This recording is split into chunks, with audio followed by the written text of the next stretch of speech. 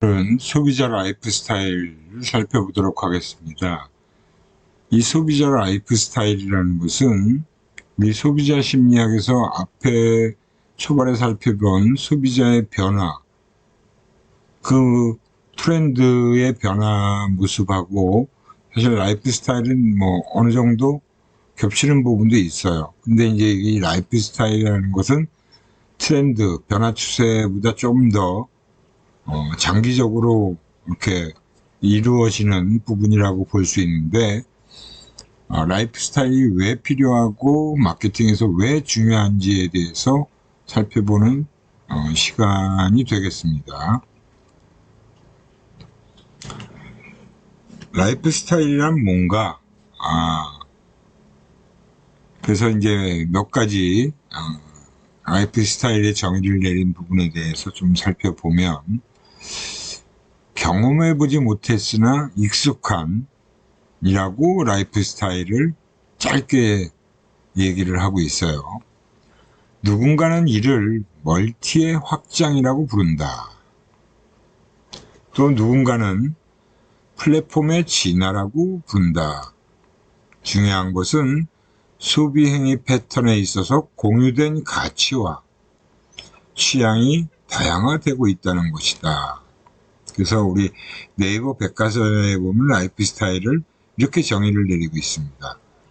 개인과 가족의 가치관으로 나타나는 다양한 생활 방식, 행동 양식, 사고 양식 등 생활의 모든 측면의 문화적, 심리적 차이를 전제로 차이를 전체적인 형태로 나타낸 말이다 라고 정의를 내리고 있어요. 우리가 라이프 스타일이라는 용어는 뭐 다들 익숙하게 잘 알고 있는 용어죠.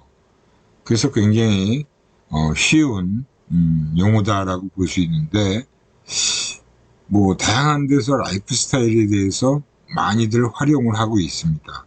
특히 이제 최근에는 많은 기업들이 라이프 스타일을 파악하기 위한 노력을 아주 많이 한다라고 볼 수 있어요. 예전에 제가 라이프 스타일이라는 것을 매우 중요하게 생각했고, 그래서 제가 리서치 회사에 다닐 때 80년대 말 90년대 초반에 라이프 스타일을 좀 따로 파악해야 되는 거 아닌가라는 생각이 들었어요.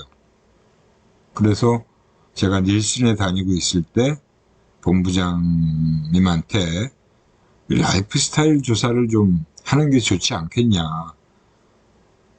그러면 굉장히 아주 선두적인 입장이 될 텐데, 그때 본부장님 말씀이 물론 파악하는 게 좋지라고 하면서, 근데 라이프 스타일만 따로 조사하는 게 쉽진 않다. 일단 돈이 많이 든다. 그 돈을 충당하기가 쉽지 않다. 회사에 투자를 해서 회사의 입장에서 보면 너무 많은 비용을 투자해야 되고, 그로 인한 수익을 얻어내는데 아직 불확실한 측면이 많다라고 해서 일단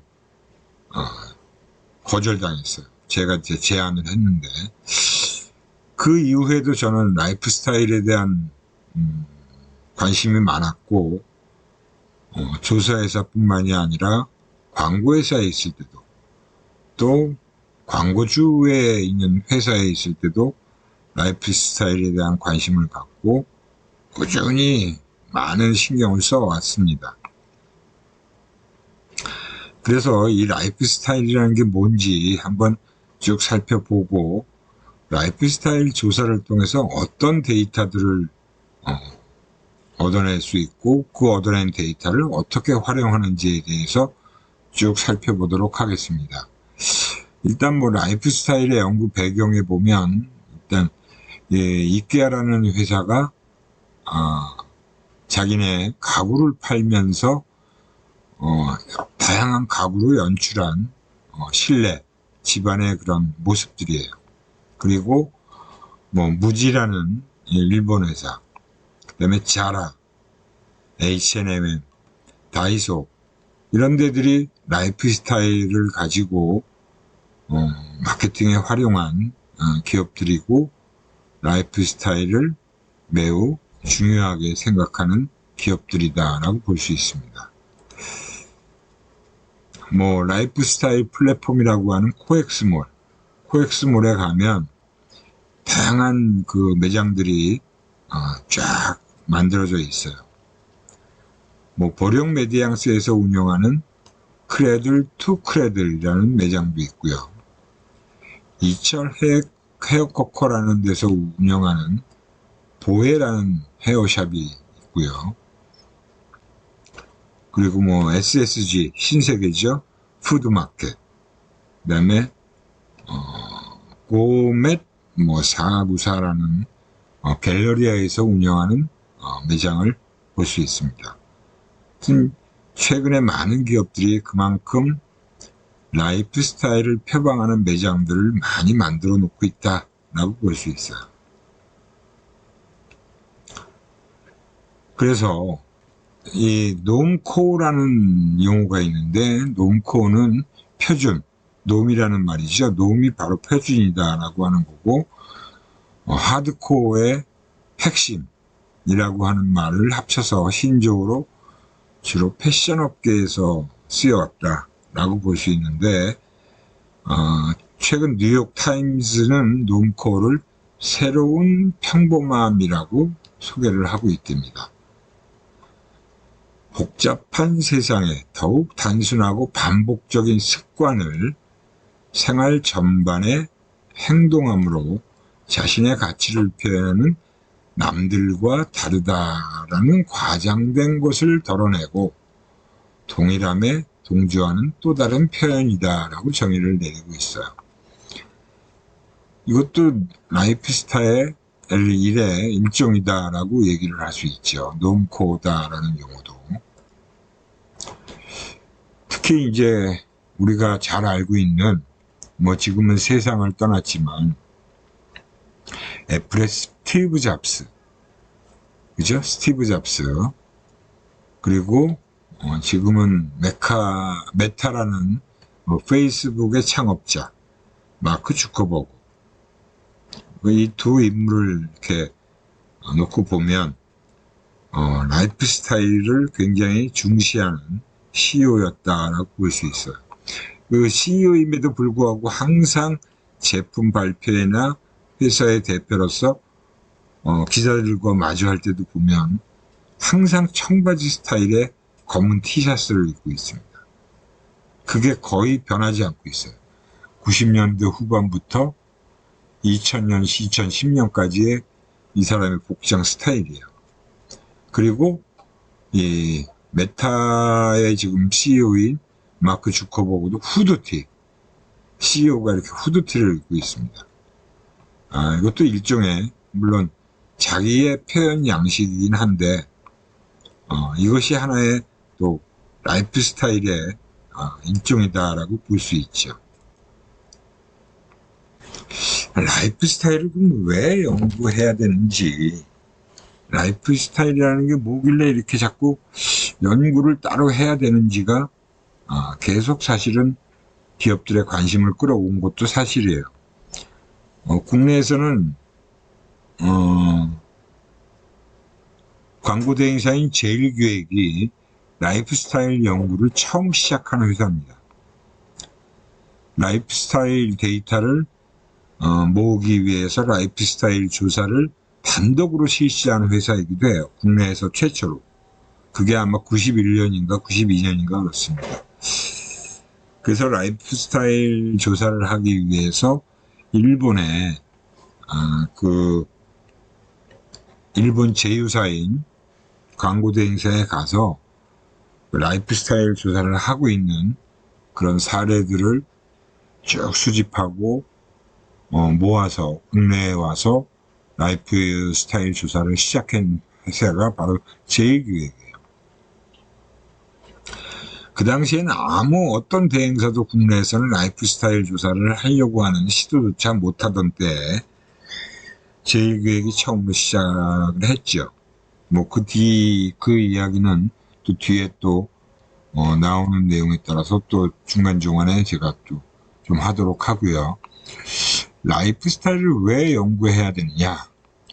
뭐 우리가 앞에 살펴봤듯이 소비자들은 계속 변화하고 있어요. 날마다 진화하고 변신하는 소비자. 그죠? 소비자들은 계속 변신을 하고 있다는 거죠. 2010년도에 복고 열풍이 불었죠. 그래서 복고풍 드라마가 2013년도에 대유행을 했어요. 그리고 또 유행어나 신조어도 계속 나타나고 있죠. 뭐 우리가 잘 알고 있는 소확행, 워라벨 이런 대표적인 그런 신조어들이 있습니다. UCC는 뭐 워낙 그 너튜브, 유튜브가 지금은 하나의 크리에이터, 유튜브 크리에이터라는 새로운 직업을 창출할 정도로 전 세계적으로 아주 광풍을 일으키고 있죠. 사용자가 창작해낸 컨텐츠다. UCC, 유저 크리에이티드 컨텐츠. 그러면서 온리엔드다라고 하는 용어가 탄생했어요. 나의 개성과 만족을 최우선으로 하는 소비 행태. 소비자의 수요가 모든 것을 결정하는 시스템이다.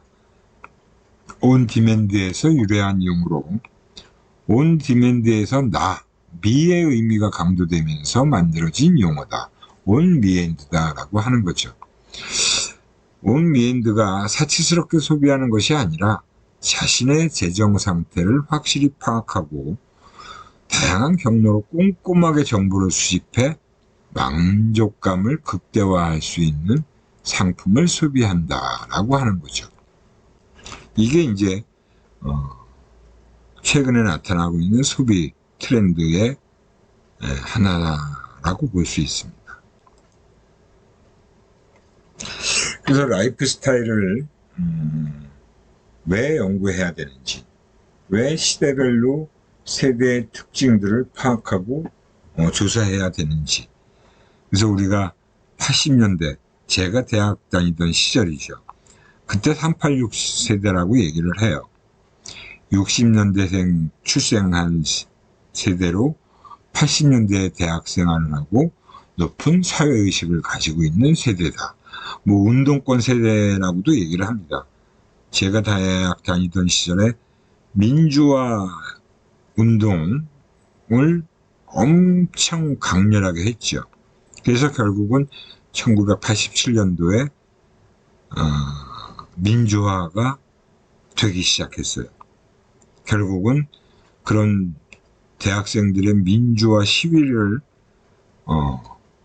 어떻게 보면 정부에서, 그때가 아마 노태우 정권이었을 거예요. 수용하면서 민주화 시대가 시작된 거죠. 그 세대가 바로 386 세대라고 하는 세대들이고, 그 이후에 X세대가 등장을 합니다. 90년도에. 그 당시 이제 압구정동을 중심으로 해서 오렌지족이다 라는 얘기도 등장하고, 높은 소비 성향과 자유분방한 가치관을 가지고 있는 세대를 얘기하는 거죠. 그리고 N세대, 80년대에 출생한 세대로 인터넷과 컴퓨터, 휴대전화에 익숙한 2000년대를 중심으로 해서 활동하는 세대다라고 본 거고요. 그리고 이제 W세대다라고 해서 2002년 월드컵을 계기로 해서 공동의 가치 실현을 위한 개인의 열정을 대중 안에서 자유롭게 표출하는 세대. 이게 2002년도에 등장했고요. 그리고 이제 그 이후에 P세대라고 해서 W세대의 공동체의식, N세대의 라이프 스타일, X세대의 소비문화, 386세대의 사회의식까지 다 포함된 그런 세대를 P세대다라고 얘기를 한 겁니다. 이게 이제 바로 제1기획에서 라이프 스타일을 조사해서 꾸준히 지속적으로 결과를 발표하면서 등장했던 세대들을 쭉 정리한 부분이다라고 볼 수 있어요.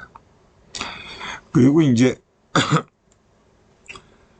2000년대 초에 출생한 세대까지, 80년대 초에서 2000년대 초반에 출생한 세대까지를 밀레니얼 세대라고 해서 MZ 세대라고 얘기를 하죠.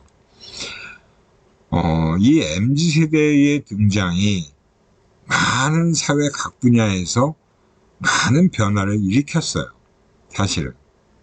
그래서 뭐 직장에 근무하고 있는, 지금 현재 직장 생활을 하고 있는 사람들 중에도 이 MZ 세대들이 주류를 형성하고 있고, 그 MZ 세대들의 생활 패턴에 직장에서의 문화도 많이 바뀌어가고 있습니다. 그래서 이 밀레니얼 세대라는 게 또 새롭게 등장한 세대라고 볼 수 있고요. 뭐 밀레니얼 세대라는 거는 뭐 미국에서 처음으로 언급이 됐어요. 그리고 수많은 별명을 가지고 있는데, 뭐 X세대에 뒤를린다고 해서 Y세대라는 말도 하고요.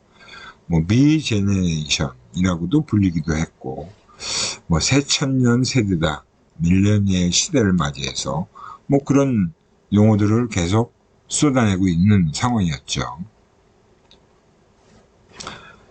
그러면서 또 이 라이프 스타일 연구의 일환으로 이루어지는 한국인의 생활시간 연구라는 것도 정리가 됐어요.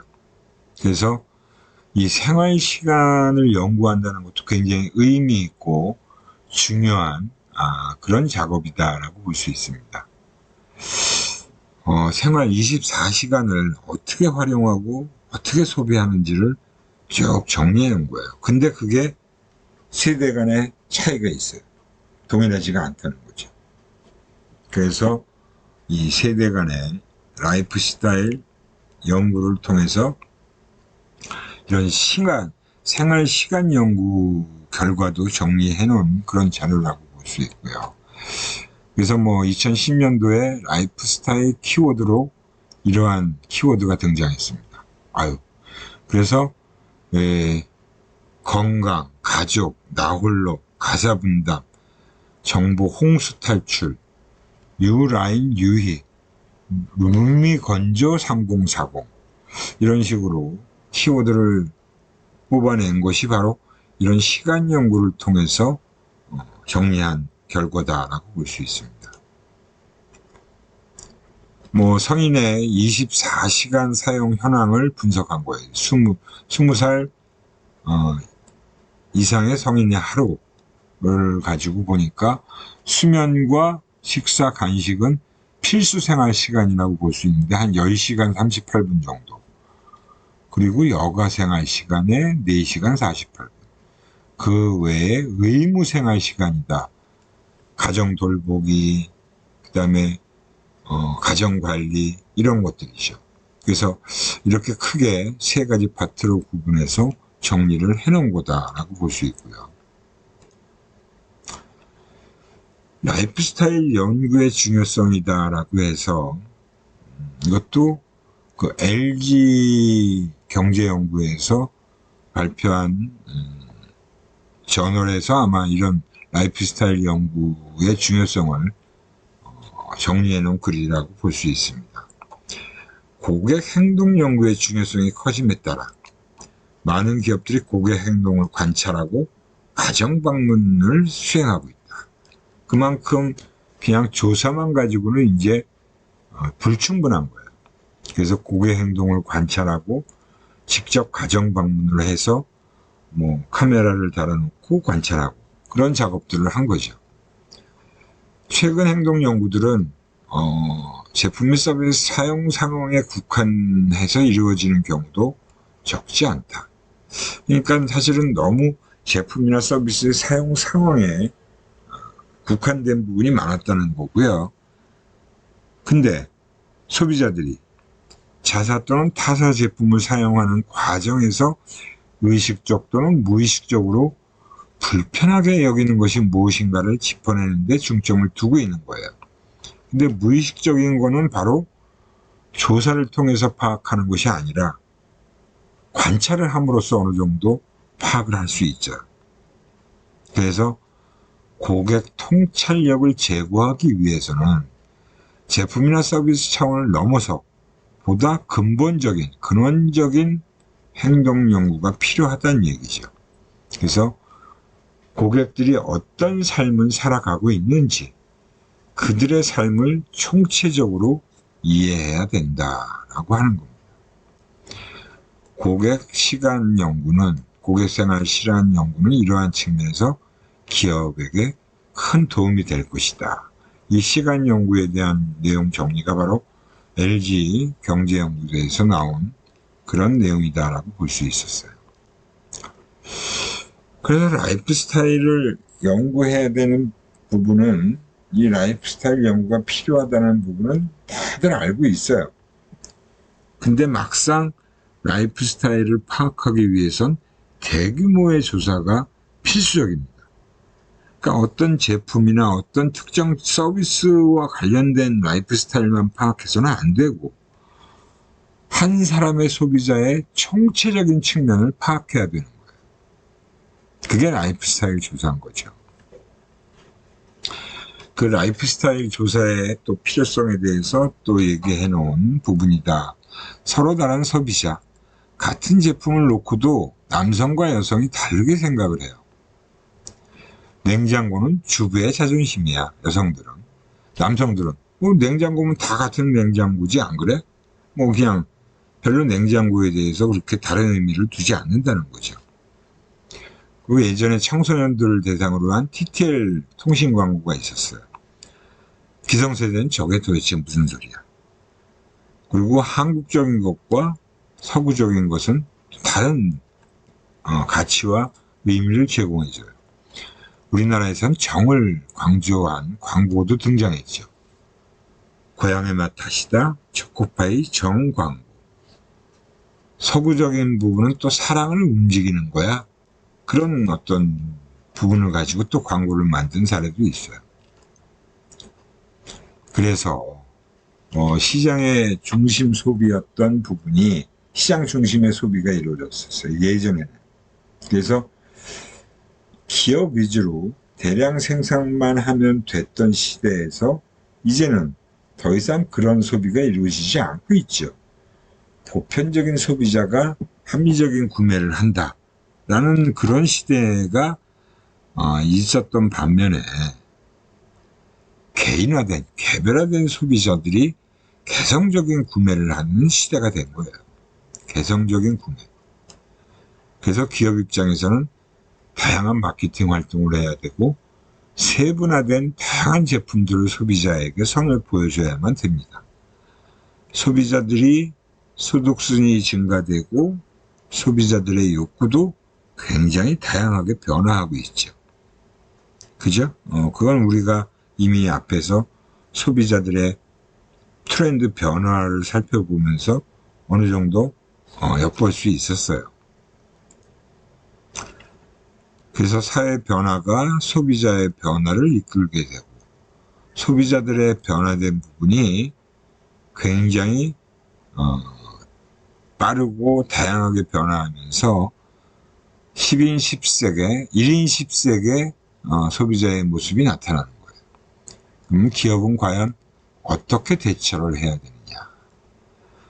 그렇기 때문에 어떤 하나의 제품만, 그 자기네 자사의 제품과 관련된 것만 파악해서는 안 되겠죠. 소비자의 총체적인 소비 행태를 알아야 되고, 그러기 위해선 소비자의 전체적인 생활 양식을 다 파악해야 되는 게 필요하다는 거예요. N세대가 등장했을 때도 마찬가지죠. 밀레니얼 세대, N세대. 그런 어떤 세대들의 문제를 들여다보기 위해선 그 시대적인 변화와 세대의 변화를 또 다 같이 살펴봐야 됩니다. 디지털이 발달되면서 커뮤니케이션에 아주 혁신적인 변화 모습이 등장한 것도 역시 이런 신세대들의 등장을 촉발시켰다라고도 볼 수 있어요. 바로 디지털 트렌드의 변화가 바로 그런 거죠. 그래서 이미 다양한 모습의 디지털 트렌드들이 나타나고 있고,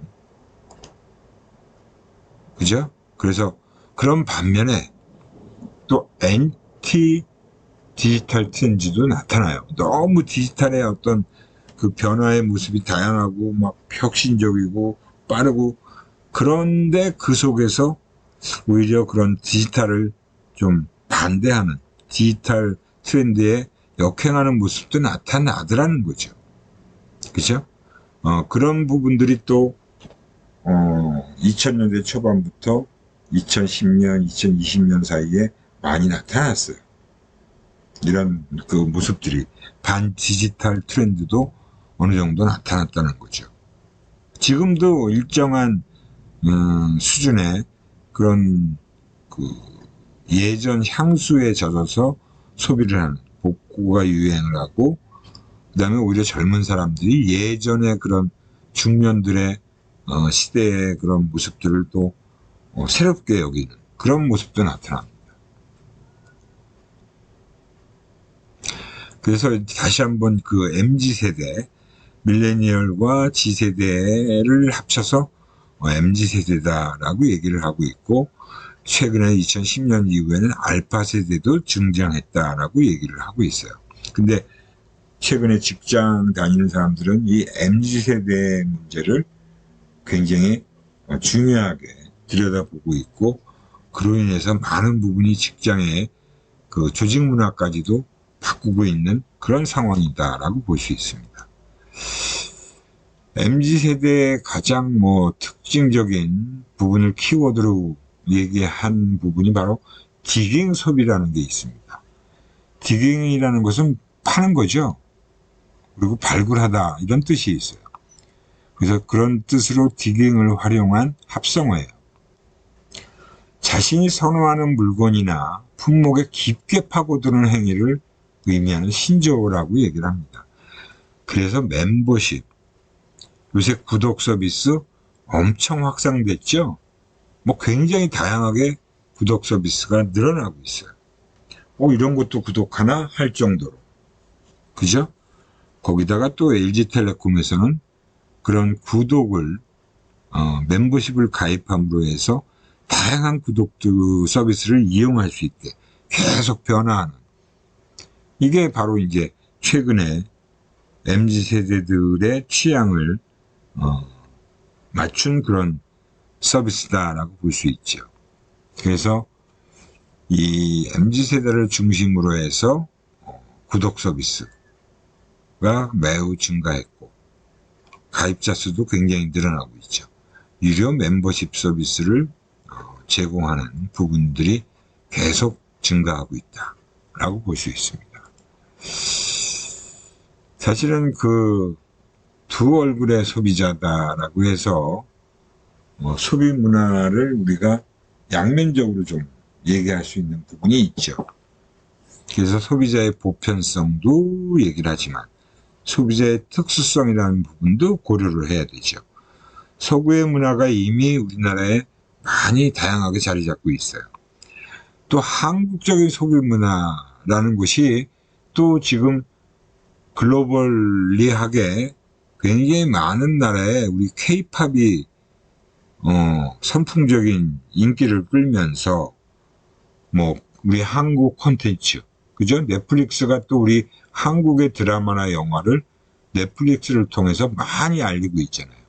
그래서 오징어 게임이라는 그 프로가 2년 전에 유행을 했고, 많은 전 세계 사람들이 그 오징어 게임에 대해서 엄청나게 많은 관심을 가졌어요. 그 사람들이 그걸 보면서 우리 한국의 그런 K 콘텐츠에 대해서 더 많은 관심을 가졌죠. 그리고 국제 영화제에서, 아주 내노라는 영화제에서 칸느, 뉴욕 그런 데에서 우리나라의 영화들이 굉장히 수상도 많이 하고 있고, 영화 배우들도 아주 수상을 많이 하고 있습니다.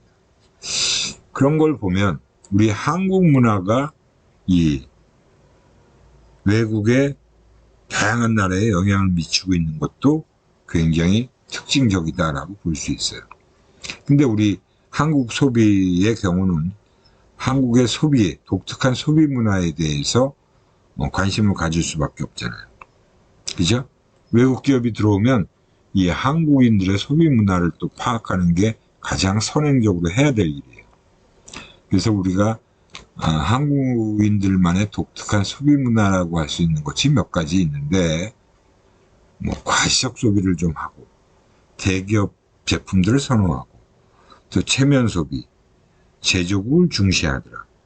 유행을 추종하고 명품 소비에도 꽤 많은 관심을 가지고 있더라는 겁니다. 그래서 이 한국만의 독특한 소비 문화를 파악하는 것도 중요해요. 물론 지금은 또 많이 변했어요.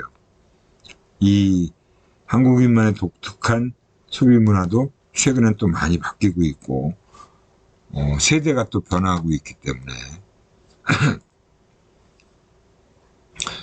그래서 최근에 기업들의 마케팅 전략도 일단 소비자 중심으로 이루어지는 것뿐만 아니라 소비자가 달라지고 있다. 그러면서 또 소비자는 서로 다르다는 거예요. 그만큼 개별 소비자에 대해서 더 많은 관심을 기울여야 되고, 그러면서 또 그 소비 트렌드가 바뀌고 있는 부분에 대해서도 끊임없이 계속 추적하고 파악을 계속적으로 해야 된다는 게 최근에 기업들이 마케팅 전략을 펼치는 데 있어서 가장 기초적이고 기본적이고 필수적인 작업이다라고 할 수 있습니다.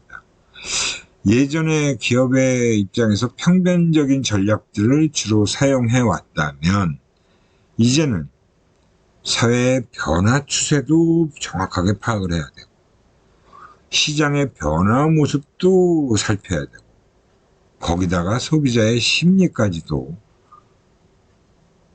분석을 해야 되니까 기업의 마케팅 하는 일이 결코 쉽지가 않고 더 복잡해졌고, 더 포괄적으로, 더 역동적으로, 더 체계적인 마케팅 전략을 수립하지 않으면 안 된다라고 볼 수 있습니다. 점점 더 마케팅 하기가 쉽지 않은 거예요. 어려워지고 있다라고 볼 수 있죠. 그래서 사실은 기업 입장에서도 라이프 스타일에 대해서 관심을 가질 수밖에 없고, 라이프 스타일과 관련된 데이터들을 수집하고 분석하고, 데이터를 직접 수집 못하더라도 라이프 스타일 관련 보고서라도 사서 봐야 되는 그런 상황이 됐다라고 볼 수 있습니다.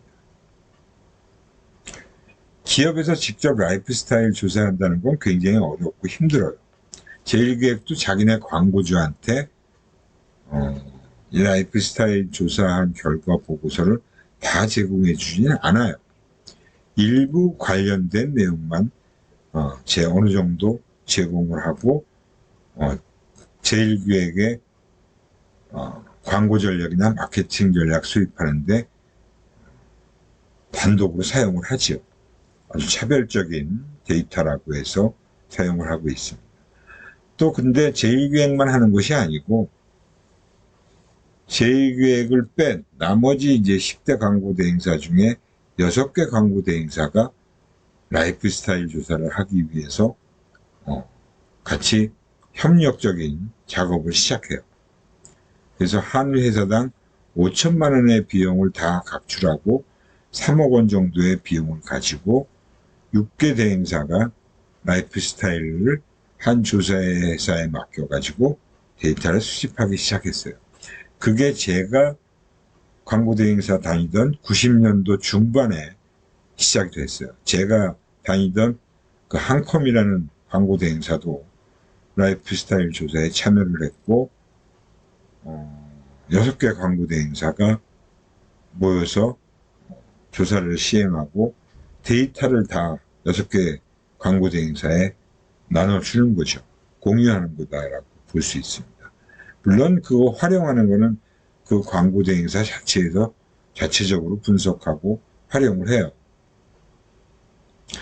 그렇지만 아무튼 이 라이프스타일 조사를 함으로써 그 제1기획이 가지고 있던 독보적인 그런 부분에서 좀 맞설 수 있는 그런 라이프스타일 조사가 시작됐다는 거죠. 90년대 중반부터. 그래서 활용을 하고 있고, 아마 지금도 저는 계속된다라고 알고 있는데, 뭐, 더 커졌는지 아니면 더 줄었는지는 모르겠지만, 아무튼 진행을 하고 있을 겁니다.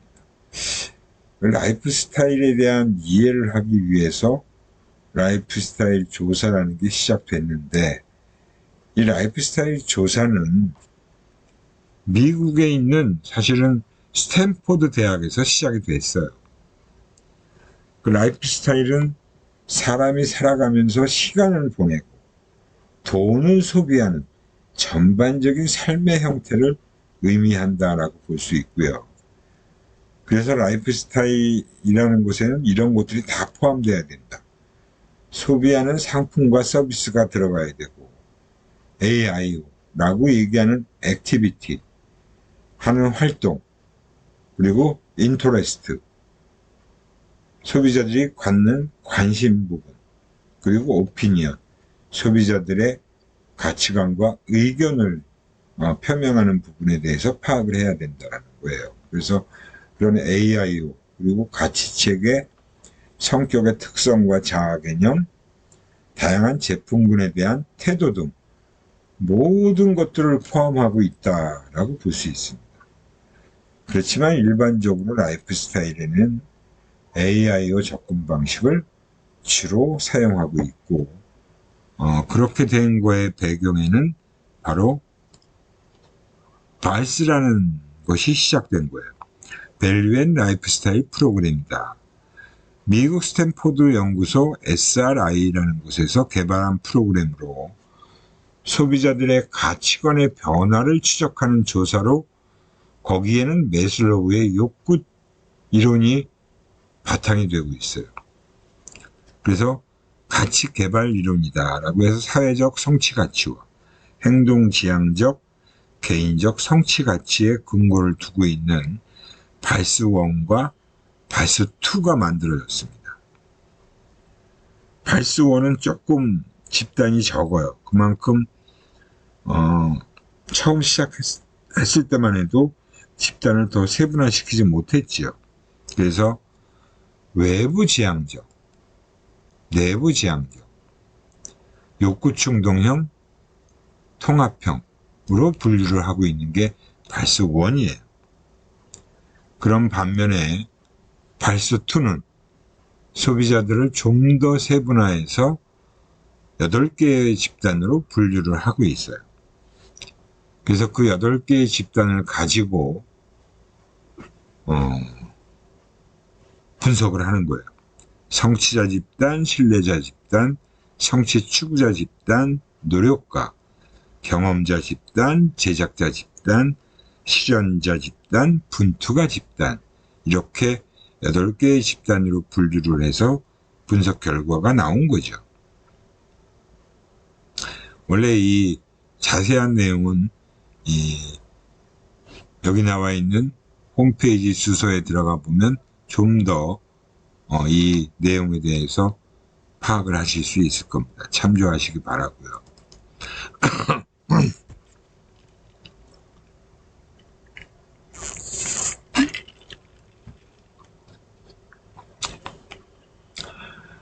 이렇게 이제 라이프 스타일 조사가 스탠포드 대학의 SRI 연구소라는 곳에서 시작된 겁니다. 물론 초기에 시작된 부분은 지금의 라이프 스타일 조사하고는 좀 달라요. 초기에는 분명히 그 집단을 세분화해서 그 집단에 맞춰진 분석을 하게 된 거지만, 지금의 라이프 스타일 조사는 그런 것만이 아니라 더 광범위하고 다양하게 조사를 하고 있습니다. 라이프 스타일 조사를 하는 목적을 보면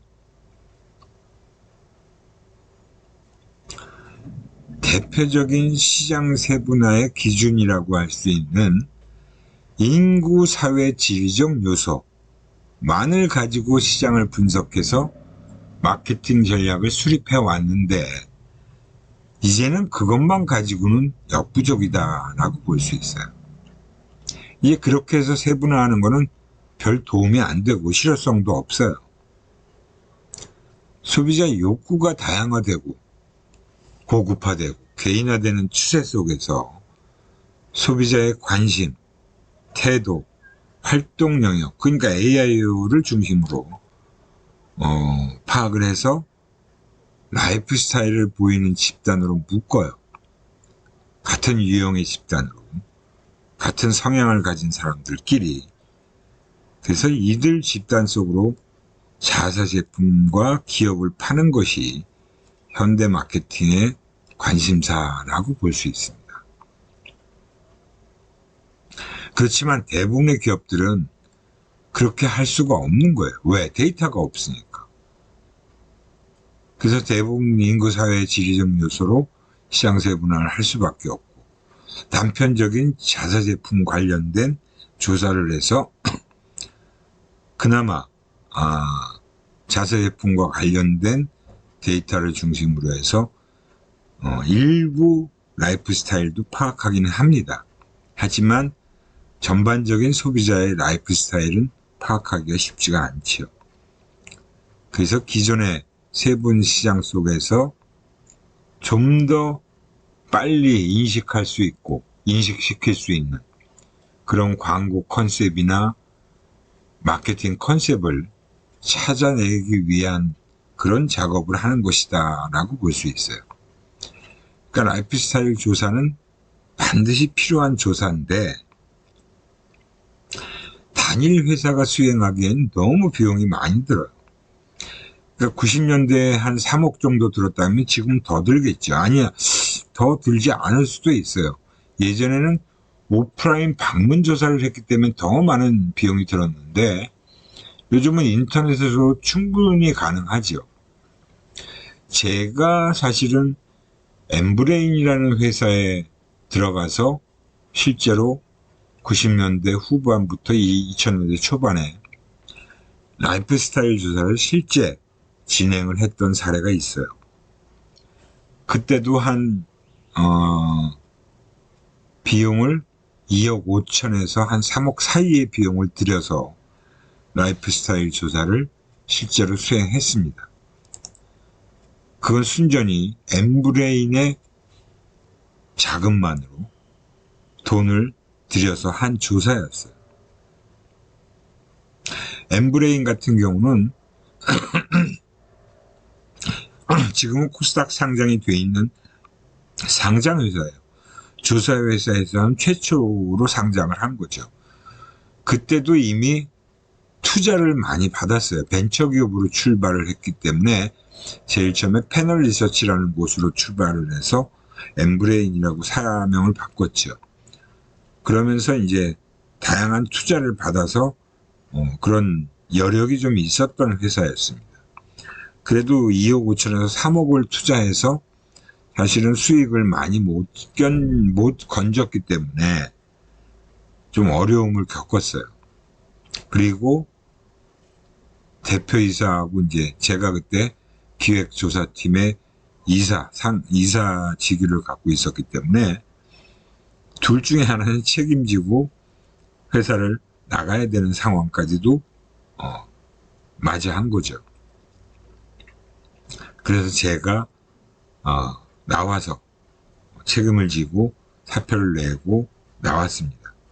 그래서 엠브레인에서 이제 다시 제가 또 옮긴 회사가 SK 마케팅 컨설팅 그룹에 옮겼어요. 물론 거기서도 저는 또 운전자 라이프 스타일 조사를 SK에 있으면서 또 실제로 실행을 했던 적이 있습니다. 아무튼 이 라이프 스타일 조사는 그런 목적으로 시행이 되는 거예요.